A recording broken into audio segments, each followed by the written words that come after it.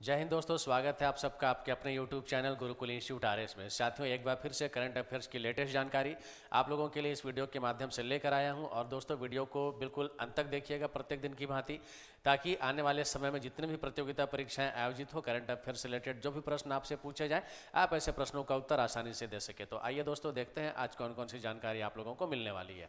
तो साथियों, आज की जो सबसे पहली जानकारी है वो है पहला भारतीय बाइसन महोत्सव को लेकर। अब दोस्तों, पहला भारतीय बाइसन महोत्सव ये क्या है, किस प्रकार का महोत्सव है, जरा इसके बारे में हम लोग डिटेल से बात करते हैं। साथियों, सबसे पहले तो आप ये जानेंगे कि ओडिशा के हीराकुंड वन्यजीव विभाग के द्वारा हीराकुंड वन्यजीव विभाग के द्वारा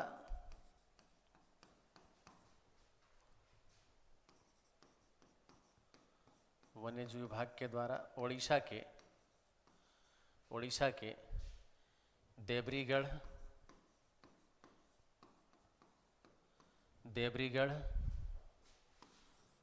वन्यजीव अभयारण्य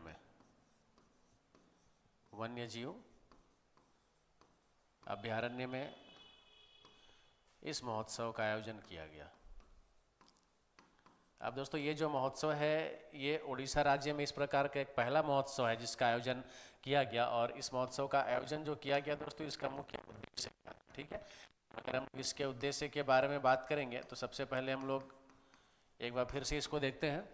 जैसे पहला भारतीय बाइसन महोत्सव की हम लोग बात कर रहे हैं, तो पहला भारतीय बाइसन महोत्सव, साथियों बाइसन क्या है जरा पहले आप देख लीजिए। बाइसन क्या है, तो आप ये जो तस्वीर इस वक्त बोर्ड में जो देख रहे हैं दोस्तों, इसे ही हम लोग बाइसन कहते हैं। एक प्रकार की गोवंशीय पशु ही है और इसके संरक्षण को बढ़ावा देने के उद्देश्य से, ठीक है ना, हीराकुंड वन्यजीव विभाग के द्वारा उड़ीसा के देवरीगढ़ वन्यजीव अभयारण्य में इस महोत्सव का आयोजन किया गया। जी हाँ, उड़ीसा के देवरीगढ़ वन्यजीव अभयारण्य में इस महोत्सव का आयोजन किया गया। उद्देश्य क्या है, उद्देश्य की चर्चा मैंने कर ही दी है। तो उद्देश्य है दोस्तों भारतीय बाइसन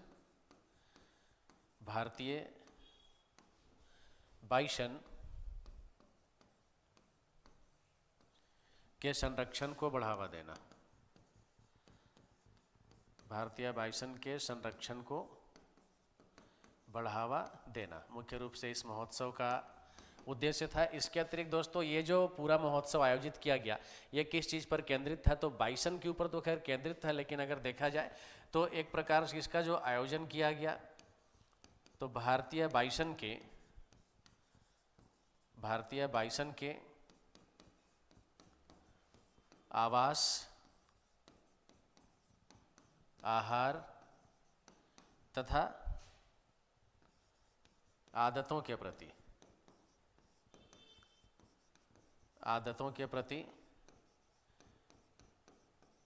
जागरूकता पर यह महोत्सव केंद्रित था। यह महोत्सव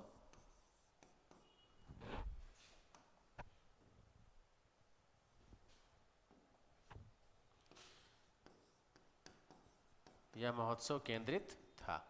तो चलिए एक बार पुनः देखिए।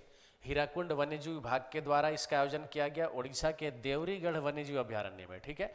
और साथियों, इसका उद्देश्य क्या है, तो भारतीय बाइसन के संरक्षण को बढ़ावा देना। साथ ही साथ ये जो पूरा महोत्सव था बाइसन के आवास, आहार तथा इसके आदतों के ऊपर में एक प्रकार से ये जो पूरा का पूरा महोत्सव है ये केंद्रित था। तो साथियों याद रखेंगे, इसका आयोजन कहाँ किया गया, तो ओडिशा में किया गया। और ओडिशा में किसके द्वारा, हीराकुंड वन्यजीव विभाग के द्वारा। और कौन से अभयारण्य में किया गया, तो देवरीगढ़ वन्यजीव अभयारण्य में किया गया। दोस्तों, आपसे प्रश्न कुछ ऐसे भी पूछा जा सकता है कि हाल ही में देवरीगढ़ वन्यजीव अभयारण्य में पहला भारतीय बाइसन महोत्सव का आयोजन किया गया और देवरीगढ़ वन्यजीव अभयारण्य किस राज्य में है, तो आपका उत्तर यहाँ से क्या हो जाएगा साथियों, ओडिशा। तो याद रख लेंगे, देवरीगढ़ वन्यजीव अभयारण्य कहाँ है, ओडिशा में है। चलिए आगे बढ़ते हैं और अगली जानकारी है यहाँ से ऊर्जा सांख्यिकीय भारत 2025 को लेकर। अब दोस्तों, ऊर्जा सांख्यिकीय भारत 2025 दरअसल यह एक वार्षिक प्रकाशन है। और आपको मैं बता दूं कि सांख्यिकीय और कार्यक्रम कार्यान्वयन, सांख्यिकी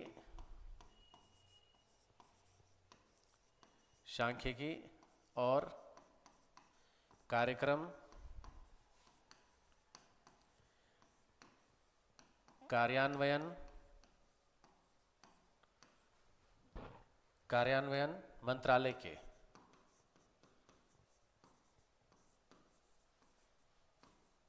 मंत्रालय के राष्ट्रीय सांख्यिकी विभाग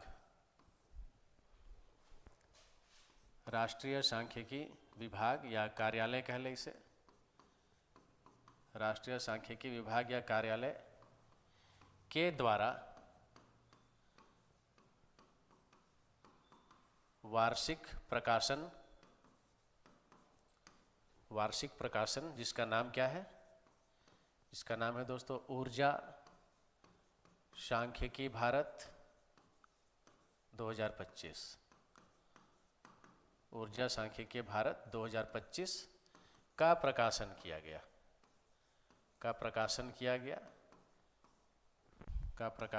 गया या इसे जारी किया गया, आप यूं भी कह सकते हैं।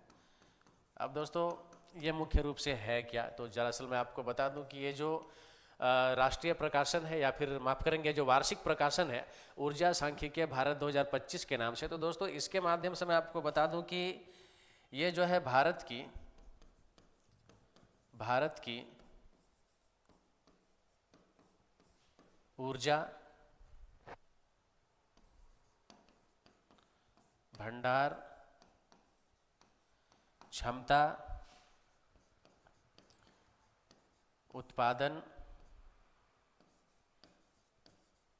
खपत तथा आयात निर्यात की जानकारी उपलब्ध कराता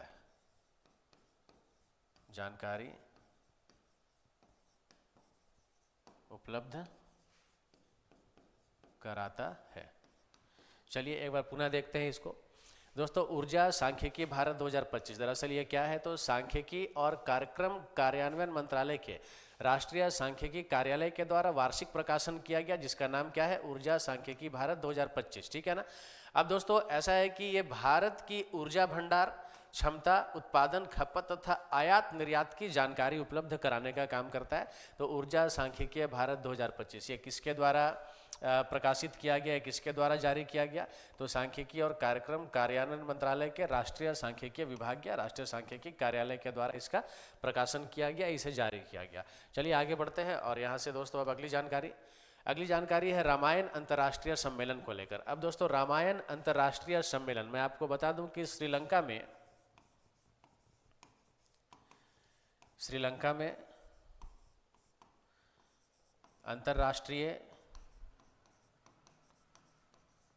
अंतर्राष्ट्रीय रामायण और वैदिक शोध संस्थान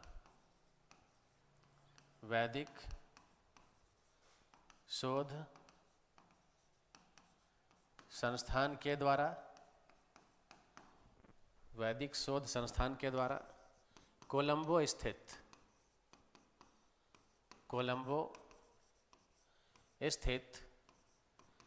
स्वामी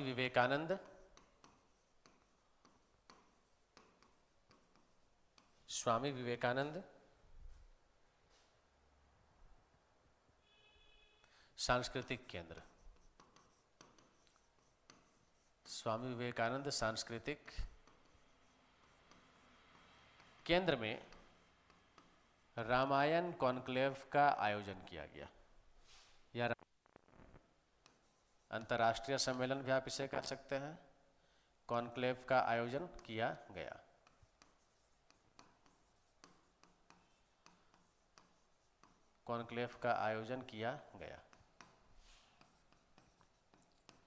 चलिए एक बार फिर से देखिए दोस्तों, यहाँ पर हम लोग बात कर रहे हैं रामायण अंतर्राष्ट्रीय सम्मेलन की बात कर रहे हैं। अब रामायण अंतर्राष्ट्रीय सम्मेलन का आयोजन कहाँ किया गया, तो मैंने यहाँ पर बिल्कुल विस्तृत तरीके से सारी जानकारी आपको दी है। आप देखिए श्रीलंका में अंतर्राष्ट्रीय रामायण और वैदिक शोध संस्थान के द्वारा, ठीक है, कोलंबो स्थित स्वामी विवेकानंद सांस्कृतिक केंद्र में रामायण कॉन्क्लेव का आयोजन साथियों किया गया।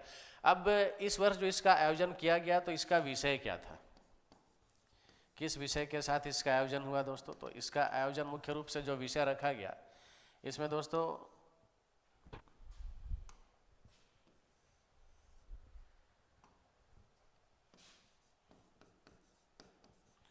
भगवान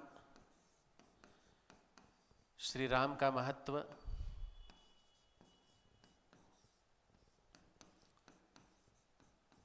रामायण का महत्व तथा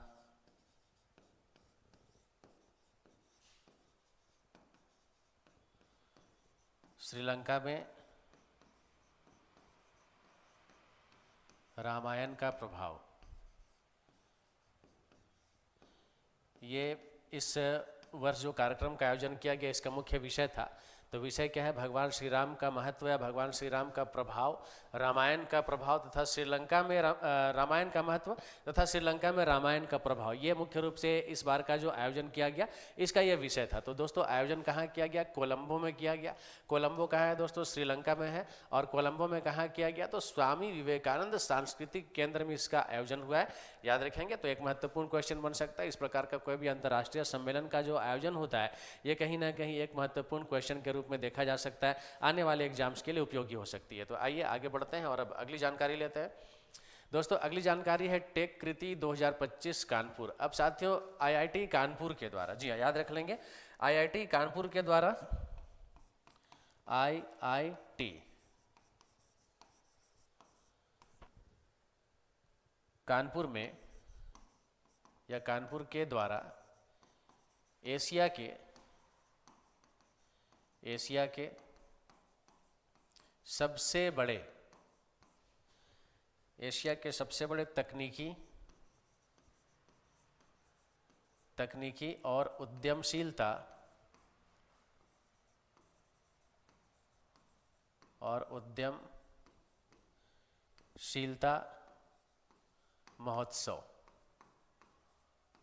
उद्यमशीलता महोत्सव टेक कृति 2025 का आयोजन, टेक कृति 2025 का आयोजन किया गया।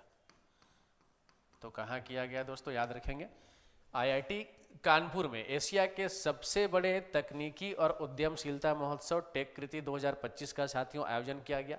और इस बार के आयोजन में मुख्य अतिथि कौन रहे? तो दोस्तों मुख्य अतिथि जो है इनका नाम मैं आपको बता देता हूँ।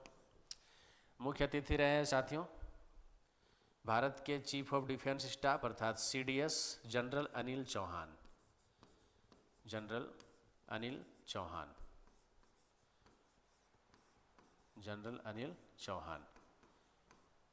ये इस टेक कृति 2025 महोत्सव के दोस्तों बतौर चीफ गेस्ट इसमें शामिल हुए। मुख्य अतिथि ये रहे। यहाँ से आप मुख्य अतिथि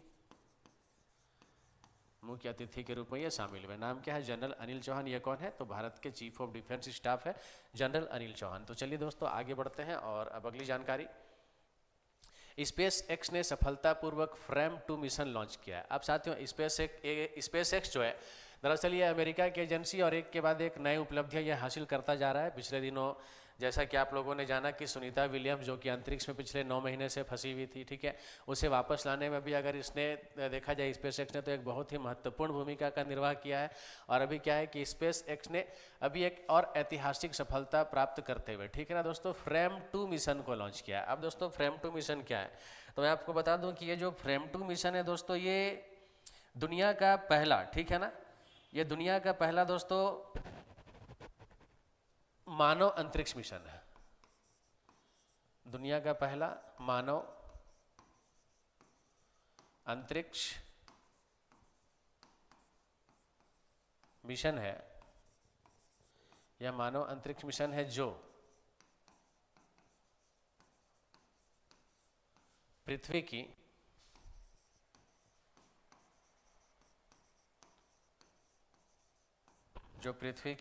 ध्रुवीय कक्षा में जाने वाला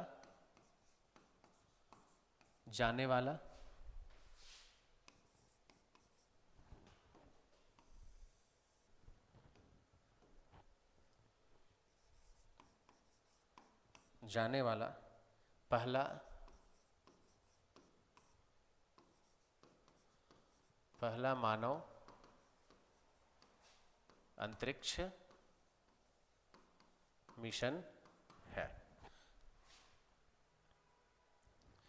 इसको साथियों आप यहाँ से ऐसे समझ सकते हैं, मैं एक बार आपको फिर से सारी जानकारी दे देता हूँ। यहाँ से आप जो लाइन है आप इससे कुछ इस प्रकार से बना लीजिए, अगर आप इसे नोट के रूप में उतार रहे हैं। देखिए, हम लोग स्पेस एक्स की बात करें और स्पेस एक्स ने सफलतापूर्वक फ्रेम 2 मिशन को लॉन्च किया है। अब दोस्तों ऐसा है कि ये किस प्रकार का मिशन है, तो यह पृथ्वी की ध्रुवीय कक्षा में जाने वाला पहला मानव अंतरिक्ष मिशन है। याद रख लेंगे, पृथ्वी की ध्रुवीय कक्षा में जाने वाला यह पहला मानव अंतरिक्ष मिशन है। दोस्तों इसके बारे में आगे आपको बता दें कि इसे कहाँ से लॉन्च किया गया, कहाँ से प्रक्षेपित किया गया। तो दोस्तों इसे Kennedy space centre, Kennedy space centre से फाल्कन रॉकेट के माध्यम से, फाल्कन रॉकेट के माध्यम से प्रक्षेपित किया गया, प्रक्षेपित किया गया। चलिए ये भी एक जानकारी है। कैनेडी स्पेस सेंटर से फाल्कन रॉकेट के माध्यम से इसे प्रक्षेपित किया गया है और किस प्रकार का है, तो यह पृथ्वी की ध्रुवीय कक्षा में जाने वाला पहला मानव अंतरिक्ष मिशन है। किसके द्वारा लॉन्च किया गया, तो स्पेस एक्स के द्वारा लॉन्च किया गया। कहाँ की एजेंसी है, तो ये दोस्तों अमेरिका की एजेंसी है। चलिए आगे बढ़ते हैं और अब यहाँ से अगली जानकारी हम लोग लेंगे। अगली जानकारी है दलाई लामा को शांति और स्थिरता के लिए गोल्ड मरकरी पुरस्कार प्रदान किया गया।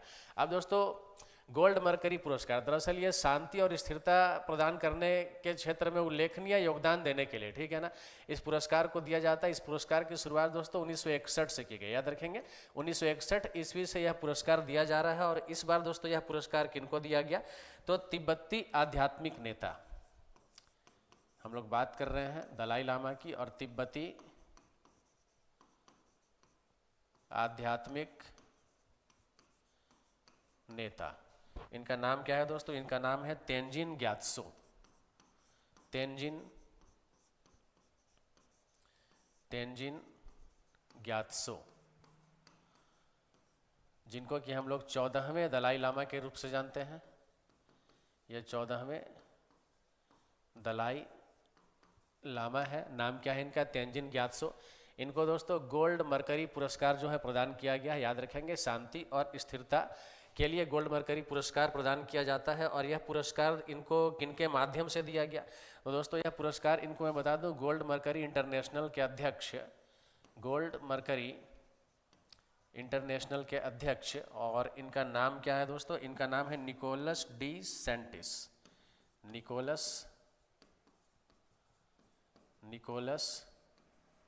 डी सेंटिस। ये गोल्ड मरकरी इंटरनेशनल के अध्यक्ष है और इन्होंने ही, ठीक है, धर्मशाला स्थित, जो हिमाचल प्रदेश में धर्मशाला है, जगह का नाम है, ठीक है, शहर है वहाँ का, तो वहाँ 14वें दलाई लामा जिनका नाम तेंजिन ग्यात्सो है, इनके आवास में जाकर के यह पुरस्कार जो है, ठीक है, निकोलस डी सेंटिस के द्वारा इनको प्रदान किया गया। तो याद रखेंगे 1961 में इसकी शुरुआत की गई थी, है ना। शांति के क्षेत्र में उल्लेखनीय योगदान के लिए जो भी लोग ऐसे काम करते हैं, ऐसे लोगों को, है ना, इस कह सकते हैं बस एक प्रकार से पुरस्कृत किया जाता है, सम्मानित किया जाता है। तो अभी यह पुरस्कार किनको दिया गया, दलाई लामा को दिया गया। दलाई लामा का फिलहाल वास्तविक नाम क्या है, तेंजिन ग्यात्सो नाम है। 14वें दलाई लामा है ये, और तिब्बती आध्यात्मिक नेता है, तिब्बती धर्मगुरु होते हैं दोस्तों। अध्यक्ष के नाम पे आप याद रख लेंगे निकोलस डी सेंटिस। ये किसके अध्यक्ष है, तो गोल्ड मरकरी इंटरनेशनल के ये अध्यक्ष है। और इनके द्वारा ही हिमाचल प्रदेश स्थित धर्मशाला में दलाई लामा के घर पे जाकर, इनके आवास पे जाकर यह पुरस्कार इनको प्रदान किया गया है। चलिए आगे बढ़ते हैं और अगली जानकारी लेते हैं साथियों। अगली जानकारी है मनीषा ने एशियाई कुश्ती चैंपियनशिप 2025 में स्वर्ण पदक जीता। अब दोस्तों एशियाई कुश्ती चैंपियनशिप का आयोजन, सबसे पहले आयोजन कहाँ हुआ, आयोजन दोस्तों इसका आयोजन जॉर्डन की राजधानी अम्मान में किया गया। जॉर्डन की राजधानी अम्मान में इसका आयोजन किया गया। अब दोस्तों इस प्रतियोगिता में, एशियाई कुश्ती चैंपियनशिप की हम लोग बात करें, इस प्रतियोगिता में दोस्तों भारत ने कुल 10 पदक जीते, ठीक है, यहां से आप याद रखेंगे भारत ने कुल 10 पदक अपने नाम किए हैं। भारत ने कुल 10 पदक जीते हैं और ये 10 पदक में दोस्तों एक स्वर्ण पदक, 2 रजत पदक,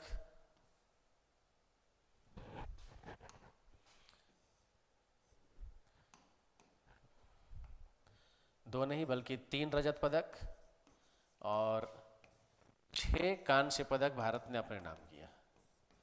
6 कांस्य पदक भारत ने अपने नाम किया। तो 1 स्वर्ण पदक की हम लोग बात कर रहे हैं दोस्तों। तो एशियाई कुश्ती चैंपियनशिप में स्वर्ण पदक किसने जीता है दोस्तों? तो यहाँ पे हम आपको बता दें कि भारत की पहलवान है, इनका नाम क्या है? मनीषा भानवाला। याद रखेंगे, मनीषा भानवाला। और इन्होंने दोस्तों एशियाई कुश्ती चैंपियनशिप में स्वर्ण पदक जीता है, ठीक है। और नाम याद रख लेंगे, मनीषा भानवाला। प्रतियोगिता का आयोजन कहाँ हुआ था? जॉर्डन की राजधानी अम्मान में हुआ था। प्रतियोगिता में भारत ने कुल 10 पदक अपने नाम किए, जिसमें 1 स्वर्ण पदक, 3 रजत पदक और 6 कांस्य पदक, ठीक है। तो इस तरीके से आपको ये सारी जानकारी जो आपको बताई गई है ये आप याद रख लेंगे। साथियों, मुख्य रूप से प्रतियोगिता का आयोजन कहाँ हुआ, तो इसे भी आप जरूर से जरूर याद कर लीजिएगा, आगामी परीक्षाओं के लिए उपयोगी हो सकता है। तो आइए अब बढ़ते हैं अगली जानकारी। और अब अगली जानकारी है, शर्ली बोचवे राष्ट्रमंडल महासचिव बनने वाली पहली अफ्रीकी महिला बन गई, ठीक है। नाम क्या है दोस्तों? नाम अच्छे से आप याद रखेंगे, शर्ली बोचवे। इनका संबंध कहाँ से है दोस्तों? इनका संबंध घाना से है, ठीक है ना, घाना। और घाना एक अफ्रीकन देश है, ठीक है, अफ्रीकी कंट्री है। और यहाँ पे आप जैसा कि स्लाइड में देख सकते हैं कि ये पहली अफ्रीकी महिला बनी है, ठीक है ना। नाम क्या है? शर्ली बोचवे। कौन से देश से संबंध रखती है? घाना से। और कहाँ की पहली अफ्रीकी महिला बनी है? किस चीज, कौन से पद को इन्होंने ग्रहण किया है? तो इन्होंने दोस्तों राष्ट्रमंडल महासचिव, ठीक है ना, याद रख लेंगे। कॉमनवेल्थ की ये सेक्रेटरी जनरल बन गई है, राष्ट्रमंडल की ये महासचिव बन गई है। दोस्तों राष्ट्रमंडल होता क्या है? दरअसल साथियों, राष्ट्रमंडल जो है ये आप लोग जानेंगे यहाँ से। राष्ट्रमंडल दरअसल ये 56 देशों का एक समूह है। 56 देशों का एक समूह है, एक समूह है जो कभी ग्रेट ब्रिटेन का उपनिवेश हुआ करता था, जो कभी ग्रेट ब्रिटेन का उपनिवेश हुआ करता था।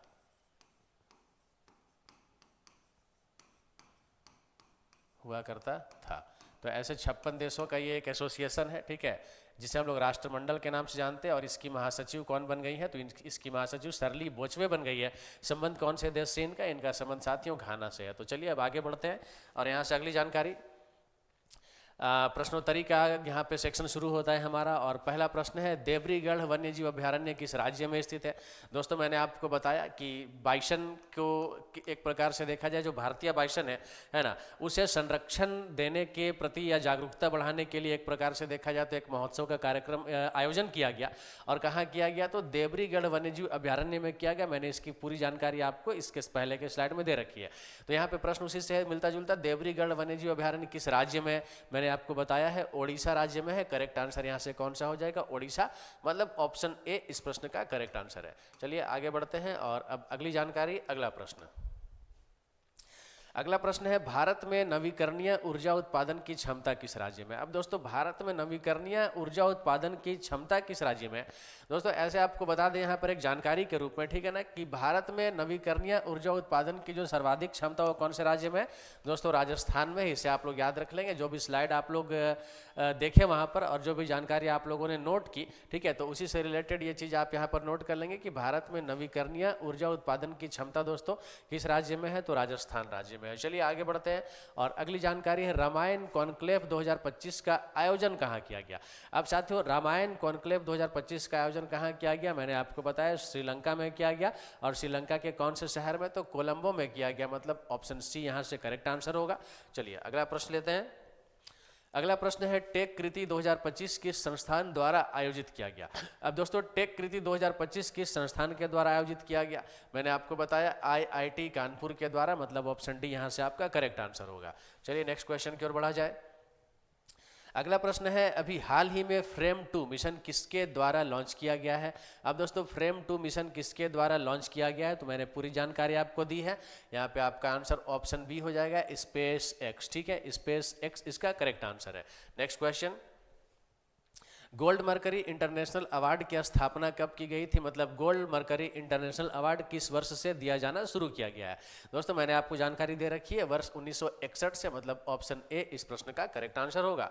अगला सवाल है, सीनियर एशियाई कुश्ती चैंपियनशिप के 21वें संस्करण में भारत के एकमात्र स्वर्ण पदक किसने जीता। अब दोस्तों सीनियर एशियाई कुश्ती चैंपियनशिप के बारे में यहाँ पर सवाल पूछा जा रहा है। मैंने आपको बताया जॉर्डन की राजधानी अम्मान में इसका आयोजन किया गया था। भारत ने कुल 10 पदक अपने नाम किए, जिसमें से एक स्वर्ण पदक भारत की झोली में आया है। और ये स्वर्ण पदक जीतने वाली खिलाड़ी कौन है, तो मनीषा भानवाला। जी हाँ, मनीषा भानवाला 64 किलोग्राम, ठीक है ना, 64 किलोग्राम के वर्ग में इन्होंने यह पुरस्कार जीता है। माफ करेंगे, यह अवार्ड इस प्रतियोगिता को जीता है। तो 64 किलोग्राम के वर्ग में जीतने वाली भारतीय पहलवान कौन है, तो मनीषा भानवाला। ठीक है, चलिए आगे बढ़ते हैं और अगली जानकारी है शर्ली बोचवे, जिन्होंने राष्ट्रमंडल राष्ट्रों के नए महासचिव के रूप में पदभार ग्रहण किया, वह किस देश से है। दोस्तों मैंने आपको बताया कि शर्ली बोचवे, ठीक है, ऐसी पहली अफ्रीकन महिला है जो कि राष्ट्रमंडल की महासचिव बनाई गई है। और ये कौन से देश से ताल्लुक रखती है, तो इसका आंसर क्या होगा, ऑप्शन ए घाना। जी हाँ, घाना से संबंध रखती है, ऑप्शन ए यहाँ से आपका करेक्ट आंसर है।